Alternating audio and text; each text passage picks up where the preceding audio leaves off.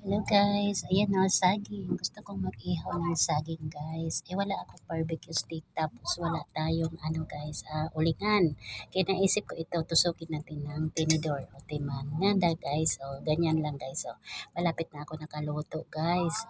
Di ba? Kaya ganun lang. Ito yung katol natin guys, electric stove. Ganun lang ang paggamit natin guys. Hindi dahilan na wala tayong barbecue stick, hindi na tayo makaihaw ng saging. Huwag nyo lang ilapat yung saging doon sa katol para hindi siya masunog.